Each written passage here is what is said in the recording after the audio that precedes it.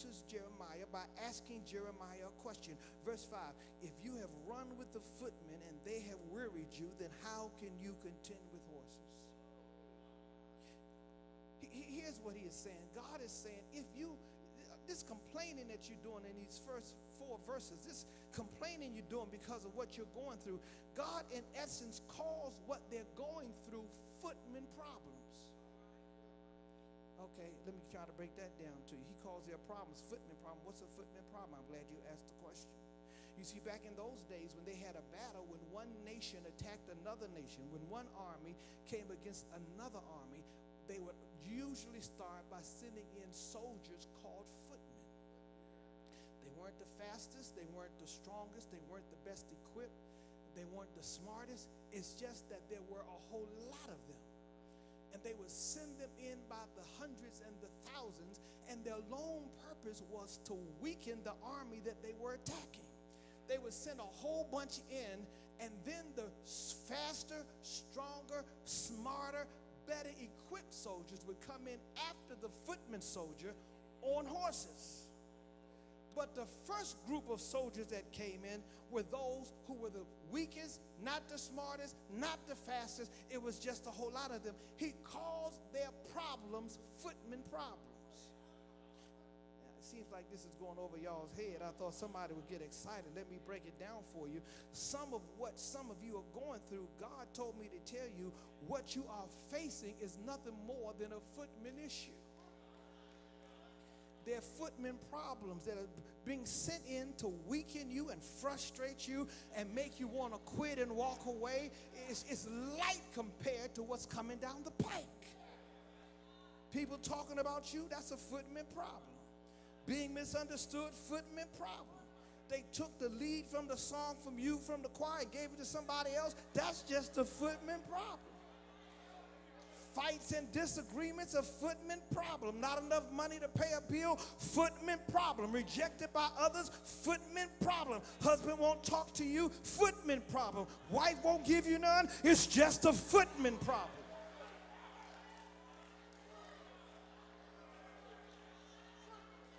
Children won't do right in school, don't have enough money to send your child to college, grown children moving back home, people recalling your past failures, being dishonored and rejected. All it is a footman issue.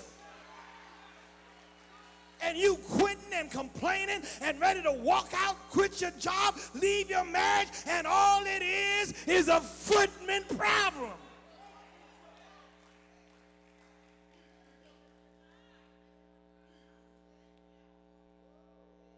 The Lord said, if the footmen are wearing you out, what you going to do when the real problems come?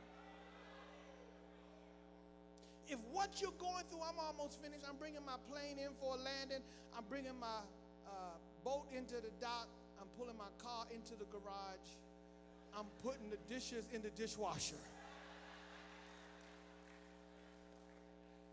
I'm bringing it to a close because he says to them, what you're facing is light compared to what you've been going through.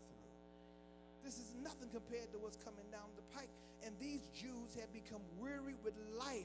They have allowed the footmen to wear them out. Here, can I tell you something about footmen? I want to tell you, instead of complaining about the footmen, you better learn to celebrate the footmen.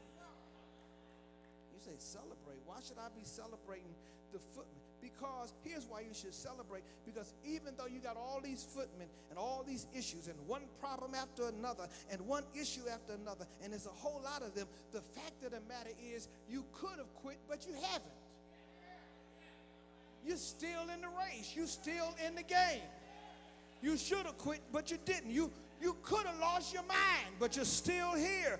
You should have told them what to do with that job, but you still own the job. You could have cussed them out, but you held your tongue. I wish I had somebody with me here today. You could have given them a piece of your mind, but you held in there. Learn to celebrate that you've had the footmen, but you haven't walked away yet. Somebody say, I'm still here. I'm still here in the midst of these trials. I'm still here in the midst of this drama. I'm still here with all of these issues on the back of my shoulder. I'm still here.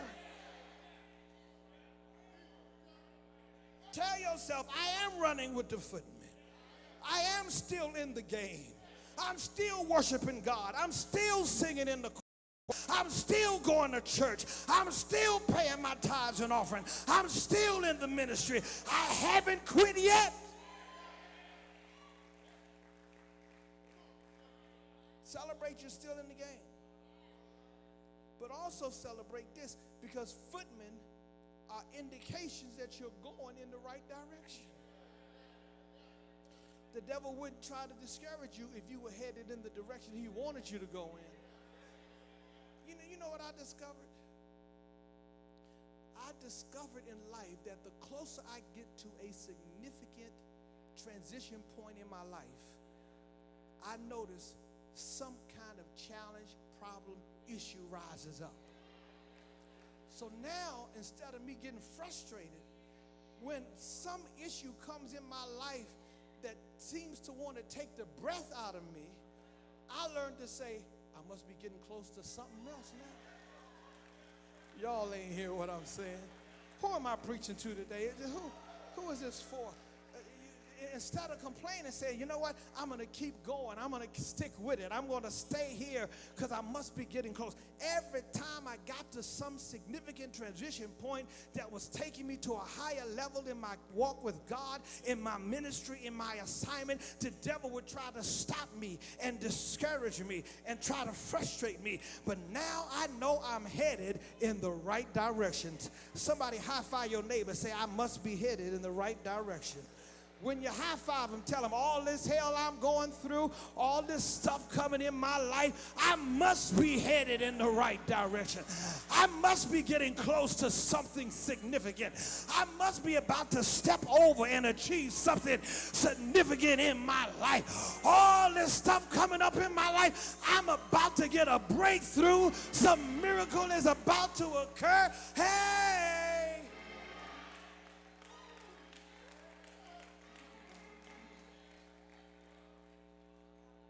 So celebrate is an indication you're headed in the right direction. And hold up. Oh, wait a minute. Woo! Celebrate because footmen are precursor to horses.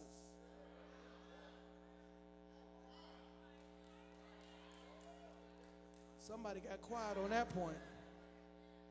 Because somebody say, if the footman is just a light indication of something heavier, bigger, stronger, more challenging coming along, why should I be thanking God for that? I'm glad y'all asked me the question. Because I discovered the greater the trial, the greater the blessing on the other side of the trial. Oh, y'all not hearing what I'm saying? The Bible is full of stories telling us with people who had gigantic issues facing them, but every time they got on the other side of it, it was also always something significant. Joseph had to be rejected by his brothers, sold into slavery, lied on by his boss, his wife, cast into jail by his boss, forgotten by his jailmate. He had to go through all of that before he became a ruler over Egypt. Daniel had to be thrown into the lion's den before God made him to prosper. Shadrach, Meshach, and Abednego had to be cast into the fiery furnace before they got promoted. The woman with the issue of blood had to carry it for 12 years before she touched the hem of Jesus' garment. And Jesus said, somebody touch me. Jesus had to be crucified in order to experience a resurrection. We live in a culture of people who want the resurrection, but they don't want the crucifixion. They want the reward, but they don't want the responsibility. All I'm trying to tell you is what's coming in the pike, what's coming down the pike for you is light compared to what's happening. And all I'm trying to tell you is that the horses are coming. It's going to get tough. Oh yeah, there's going to be some drama. Ain't nobody jumping up. Y'all was all standing up a few minutes ago. Everybody's sitting down now. Well, here's why I'm still standing, and here's why I'm shouting, and here's why I'm celebrating. Because look at what the text says. If you have run with the footmen and they have wearied you, then how can you contend with horses? Y'all missed it. I got to break down everything for y'all.